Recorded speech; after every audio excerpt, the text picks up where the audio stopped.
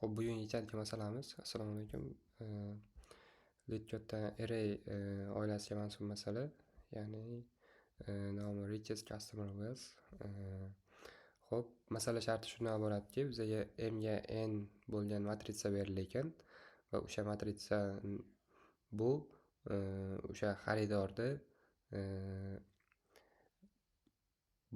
boyligini ko'rsatadigan matritsa ekan. Ya'ni mana bu misolda oladigan bo'lsak, umumiy listimizni ichida mana bu har bitta list bu xaridorlar, birinchi xaridor, ikkinchi xaridor bo'lsa, ana shu xaridorlarni bu mana bu boyligi 1 2 3 xuddi shunaqa boyligi bo'lyapti-da.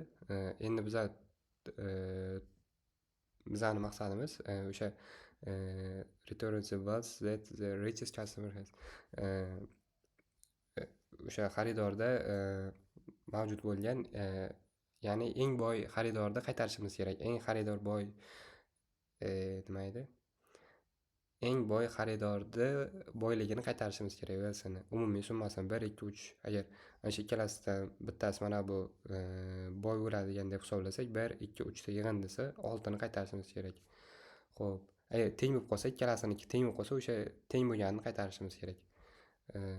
Xo'p, unda yechishni boshlaymiz. Birinchi kompilyatorda yechib test qilib ko'ramiz. Xo'p, bizga list berilgan ekan. Endi o'sha matritsani ichma-ich list ko'rinishida olib ketamizda. Ikki o'lchovli massiv deb int matrix bu yerdan copy qilib olsak.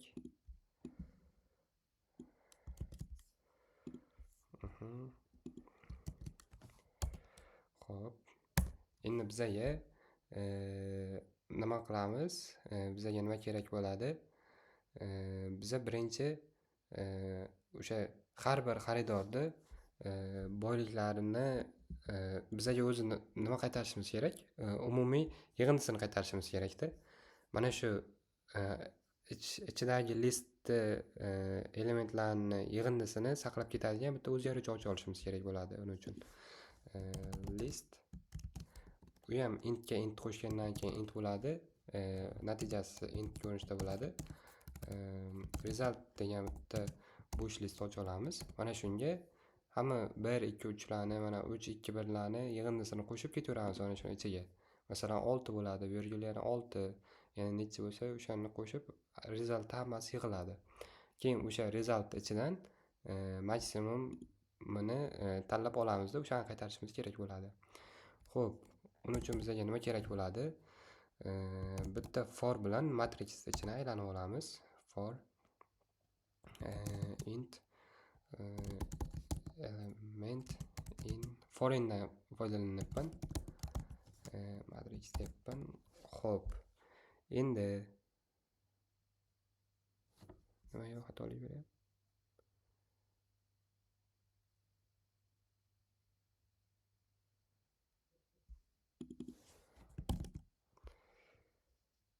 var tipida bo'lishi kerak ekan, int tipida e'lon qila olmaysan deyapti.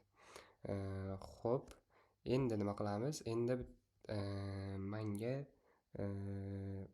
listni reduce funksiyasi kerak bo'ladi. Reduce bitta element qaytaradi. O'sha listni elementlariga kiradi va uni ichida amal bajarib bitta natija qaytaradi. Bizga aynan shunaqasi kerak. Biz summasini topmoqchimiz-ku. Sum degan o'zgaruvchini ochib olaylik. Summa dastlab 0 bo'lsin. Xo'p, endi summa teng deymiz. Matriximiz endi element mana shu. Mana bu 1 2 3 listimiz, 3 2 1 listimiz, mana shular element hisoblanyapti hozirgi vaziyatda. Element reduce. Xo'p, bu ikkita a bilan b o'zgaruvchi oladi va undan qaytarish kerak a bilan b ni yig'indisini. Xo'p, mana shu joyga bitta summani, keyin shu joyga resultga qo'shish kerak. summani, har bitta summani qo'shib ketaverish kerak bo'ladi. Shu joyga bitta print qilib result chiqarib olsak, qani o'zi to'g'ri ketyapmizmi yo'qmi degan savolga javob topgan bo'lamiz. Xo'p, 6 demak to'g'ri ketyapmiz. To'g'ri yo'ldan ketyapmiz. Shu joygacha to'g'ri qilgan bo'lsak, endi biza 6 chiqdi-ku. Ana shu 6 bilan 6, ya'ni mana bunga yana bitta biror narsa qo'shib qo'ysam, 1 qo'shib, hozir ana shunday qiladigan bo'lsam, hozir run qilib ko'raydi, hech narsa chiqmaydi. Run qilib ko'radigan bo'lsam, 6 ana shunda biza oltin topishimiz kerak, ya'ni maksimalni topishimiz kerak edi. Eng boy xaridorda. Xo'p, uning uchun biz yana reduce ishlatamiz. Endi qanaqa qilib ishlatamiz? Hozir mana shu yerda bitta kamaytirsak bo'ladi.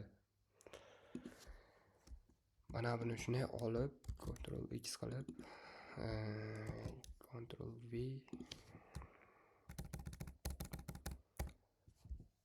bitta o'zgaruvchini ishlatmasdan mana shuni qilsak qanaqa bo'ladi?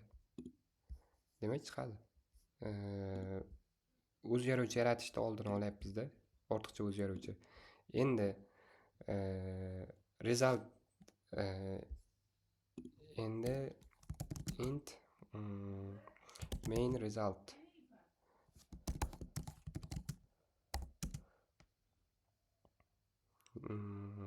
matrixni 0-si va 0-si bo'lsin. Ya'ni birinchi elementini taqriban o'ziga olib tursin. Ana shu main result teng bo'ladi. Result listini reduce bilan to'liq aylanib chiqaramiz va undan bitta element qaytaramiz.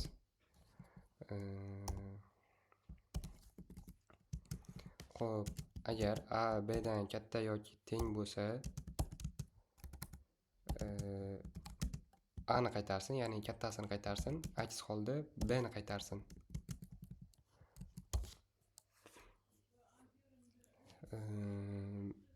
Main result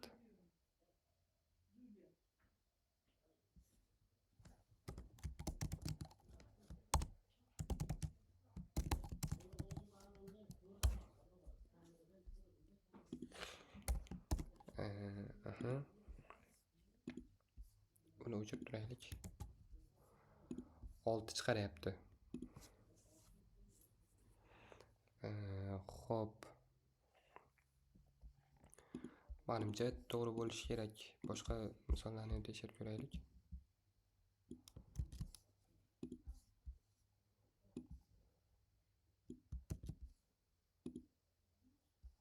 10 chiqaryapti. 10.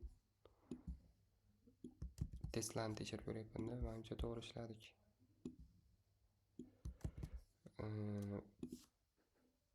17 bundan to'g'ri chiqardi. Demak, submit qilib ko'ramiz endi. Ortiqcha narsalarni olib tashlaymiz. Print bizga kerak emas. Xo'p. Main result degan narsa ham o'zi aslida kerak emas-da. Bo'ldi. Xo'p, tepadagi ham kerak emas. Ctrl X qilib shuni tashlaymiz bu yoqqa. Main result degan narsa kerak emas. Mana buni o'rniga biza oddiy return qilib qo'ysak bo'ldi. Bu x. Xo'p, biroz ishlov beraylik. Chiroyliroq tursin. Run qilib ko'ramiz. Testlardan o'tayotganmi yo'qmi shuni tekshirib ko'ramiz. Xo'p, error beryapti, chunki matrix degan narsa yo'q. Matrixni biz o'zimiz yaratib oldik. Bu yerda matrix o'rniga accounts bor. Shuning uchun accounts deymiz. Boshqa joyda matrix ishlatmadim, adashmasam. Endi run. Demak, testdan o'tdi. Uchala testdan ham o'tdi. Endi bo'lsa submit qilib ko'ramiz. Adashmasam ishlashi kerak. Yaxshi. Chiqdi. Xo'p, yana bir umumiy tushuntirish berib o'tib ketaman.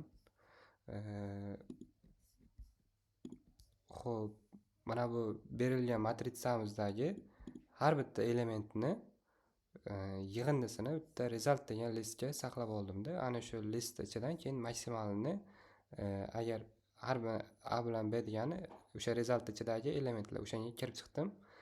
O'shani A Bdan katta bo'lsa A ni qaytarsin, ya'ni maksimalni topish jarayoni mana shu ternar bilan bajaryapman.